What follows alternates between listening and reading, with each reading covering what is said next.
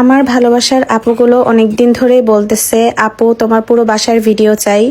আসলে আপুরা পুরো বাসা এখনো কমপ্লিট না, শুধুমাত্র আমার রিমিশার রুমটাই আমি কমপ্লিট করতে পেরেছি।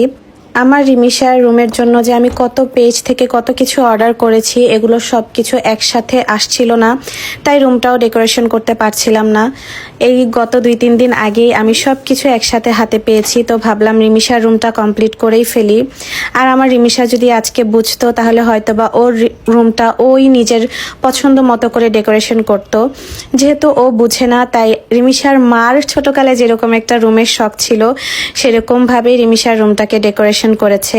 আমার ছোটবেলা থেকেই অনেক শখ ছিল আমার রুমটা আমি একেবারে পিঙ্কি পিঙ্কি করে সাজাবো, কারণ মেয়ে বাচ্চাদের বিশেষ করে পিঙ্ক কালারটা অনেক বেশি পছন্দ। তো সেই হিসেব করে আমি আমার রিমিশার রুমটাকে পিঙ্ক থিমের মধ্যেই সাজাবো। রিমিশার খাটটার ব্যাপারে অনেকেই অনেক প্রশ্ন করেছিলেন। রিমিশার খাট আমি বানিয়ে এনেছি নিজেই কাস্টমাইজ করে, আর আমি ডিজাইনটা কালেক্ট করেছিলাম পিন্টারেস্ট নামের একটা অ্যাপ থেকে। আর ওর রুম ডেকোরেশনের বেশিরভাগ আইডিয়াই আমি পিন্টারেস্ট থেকেই নিয়েছি। তো পর্দাগুলো আমি একেবারে রিমিশার খাটের সাথে ম্যাচিং করে কিনেছি, যাতে খাটের কালার আর পর্দার কালার সেম টু সেম হয়। আর মাঝে আমি সাদা 2টা নেটের পর্দা দিয়ে দিয়েছি, যাতে দেখতে একটু সুন্দর লাগে। তো আসলে আমার এখানে একটু ঝামেলা হয়েছে। আমার যে এসিটা সেটা আরেকটু উপরে লাগানোর দরকার ছিল, তবে আমার যখন ইন্টেরিয়রের কাজ করেছে তখন তাদের মাথায় খেয়ালই ছিল না যে এখানে এসি থাকবে।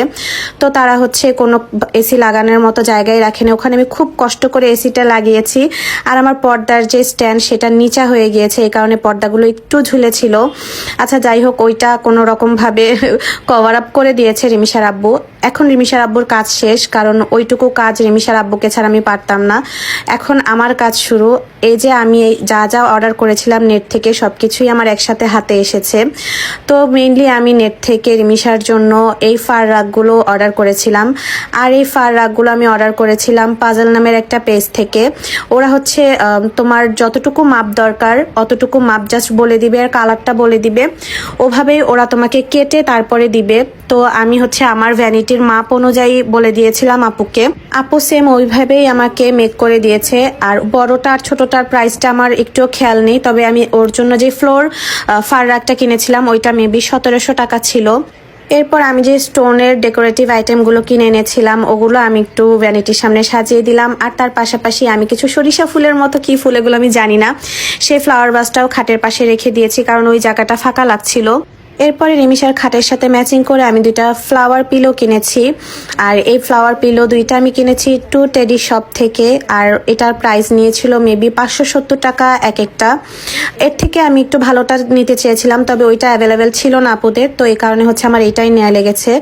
আর এই যে কফি টেবিলটা, এটা আমি কিনেছিলাম কোন পেজ থেকে আমার খেয়াল নেই, আমি একটু দেখে তারপরে তোমাদেরকে জানাচ্ছি। এই কফি টেবিলটা আমি কিনেছিলাম ক্রাশ ডিজাইন নামের একটা পেজ থেকে। এটার প্রাইস পড়েছিল 1500 টাকা। আমি কিন্তু কোনো কিছুই পিআরে একসেপ্ট করি না, তো এগুলো সবকিছু আমি আমার নিজের টাকা দিয়ে কিনে নিয়েছি। এরপরে আমি ওর রুমে একটা ফার কার্পেট বিছিয়ে দিয়েছি। আমার কাছে এই টাইপের কার্পেটগুলো খুব ভালো লাগে, পা দিলে মনে হয় একেবারে নরম তুলতুলে কোনো কিছুর উপর পা দিয়েছি। তো এটা বেশিক্ষণ বিছিয়ে রাখা যাবে না আমার ছেলের জন্য, যতক্ষণ একটু ভিডিও টিডিও করি ততক্ষণই বিছানো যাবে। আর এই যে দেখেন আমার মহারানীর যেই রুমটা একেবারে পিঙ্ক পিঙ্ক থিমের মধ্যে আছে। আর এই আয়নাটাও আমি গতকালকে হাতে পেয়েছি, এটাও আমি কাস্টমাইজ করে বানিয়ে নিয়ে এসেছি। এটার প্রাইস মেবি 4200 টাকা পড়েছে। তো আলহামদুলিল্লাহ আমার রিমিশার রুমটাকে আমি খুব সিম্পলভাবে এভাবেই সাজিয়েছি, এভাবেই আমার কাছে ভালো লাগে। তোমরাও জানাবা যে তোমাদের কাছে রিমিশার রুমটা কেমন লেগেছে। আমি এখানে আরেকটা আর্টিফিশিয়াল ফ্লাওয়ার দিব, যদিও ওইটা আমি এখনো হাতে পাইনি। ওর যেই ভ্যানিটির নিচের টুলটা আছে ওইটা আমার আগের ভ্যানিটির টুল, ওইটাও আমি চেঞ্জ করে আমি ছোট্ট একটা পিঙ্ক টুল আনবো, তবে এত কিছু একসাথে আমি পারতেছিলাম না।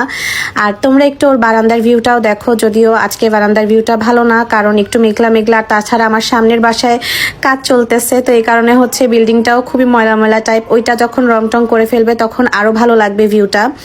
আর এই তো আমার কাছে ওর রুমটা এরকম সিম্পলই ভালো লাগতেছে। আমার ছোট বোন দেখে বলতেছিল যে আপু আর কোনো কিছুই অ্যাড করো না, এভাবে খুব সুন্দর। তো আমার কাছেও এভাবেই ভালো লাগতেছে। আমি যদিও চেয়েছিলাম ওর যে আরো কিছু খালি দেয়ালগুলো আছে এখানে ছোটখাটো কোনো একটা পেইন্টিং দিয়ে দিব, তবে আমার বোন আমার হাজবেন্ড সবাই নিষেধ করতেছে যে না, দেয়ালে কোনো ফুটা টুটা করা যাবে না, যা করতে তোমাকে অ্যালাউ করেছি ওইটাই এনাফ, এর থেকে বেশি আর তুমি কোনো ফুটা টুটা করো না। পরের বাড়িতে ফুটা করতে কোনো কষ্ট লাগে না, বাট নিজের বাড়িতে একটা একটা প্যারেক দিতে অনেক বেশি কষ্ট লেগে যাচ্ছে সবার। আচ্ছা যাই হোক, তারপরেও দেয়ালগুলো খালি রাখাতেও কিন্তু ভালোই লাগতেছে। আর এই যে তোমাদেরকে ফিল্টার সহ আর ফিল্টার ছাড়া দোনোভাবেই দেখিয়ে দিলাম। এটা হচ্ছে একেবারে র ফিল্টার ছাড়া, কোনো ধরনের ফিল্টার এডিট কিছুই নাই, এরকমই হচ্ছে ওর রুমটা। ওয়ালের কালারটাও সেম এরকম। আর এটা হচ্ছে রিমিশার রুমের রাতের ভিউ। রাতের বেলা এটার হচ্ছে একটা প্লাস পয়েন্ট আছে, কারণ আমার বারান্দাটা দক্ষিণ দিকে, খুব সুন্দর দক্ষিণা বাতাস আসে। তো এই যে সবকিছু গুছগাছ করে এখন আমি একটু হাঁপিয়ে গিয়েছি। আর দেখেন আমার নতুন বাসায় এসে এক একটা ব্রণ খালি উঠতেই আছে, কারণ বলেছিলাম তোমাদের যে আমার বাসার পানিটা ভালো না, পানির টাঙ্কিটা ধোয়া ছিল না, আর ওই পানি ব্যবহার করে রিমিশা আমার দুইজনেরই ব্রণ উঠেছে।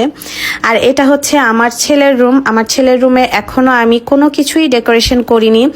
100%-এর মধ্যে ধরতে গেলে 10% কমপ্লিট হয়েছে, আরও 90% এখনো বাকি আছে। জাস্ট ওর আয়নাটা আর হচ্ছে ওয়াল যে ডেকোরেটিভ আইটেমটা আছে ওইটাই আমি সাজিয়েছি। আর বাকি কোনো কিছু ওর রুমের না, এই গাছটাও ওর রুমের না, আমি জাস্ট সাজানোর জন্য এখানে আপাতত রেখেছি। আর একটা আপু বলেছো যে আপু বেগুনির মধ্যে হচ্ছে নীল ভালো লাগছে না। আসলে আমি এখানে মোটেও নীল দিতে চাইনি, আমি এখানে মাস্টার্ড কালারের একটা বেড চেয়েছিলাম, বাট আমার ছেলে ব্লু ছাড়া চলবেই না। তো আমি যতই মাস্টার্ড কালারের বেড চাই না কেন, ছেলে ব্লু ব্লু ব্লু, আমি যদি ব্লু না আনতাম আমাকে ঘর থেকেই বের করে দেওয়া হইতো। তো যাই হোক, মাস্টার্ড কালারের বেড না পারি, আমি মাস্টার্ড কালারের এখানে অনেক কিছুই অ্যাড করব যাতে দেখতে ঘরটা সুন্দর লাগে, খাটের কালারটার জন্য যাতে ঘরটা খারাপ না লাগে। আর দুইটা রুমেই আমি বড় বড় দুইটা আলমারি দিয়েছি যাতে কাপড় চোপড় রাখতে কোনো ঝামেলা না হয়, বউ বাচ্চা নাতিপুতি সবাই রাখতে পারে। আচ্ছা যাই হোক, আপাতত রিমিশার রুমটাই কমপ্লিট করেছি। আগামী মাসে আমি সিয়ামের রুম কমপ্লিট করবো আস্তে আস্তে, ড্রয়িং ডাইনিং সবকিছুই ডেকোরেশন করে তোমাদেরকে দেখাবো। আজকের মতো এখানেই বিদায় নিচ্ছি, আল্লাহ হাফেজ।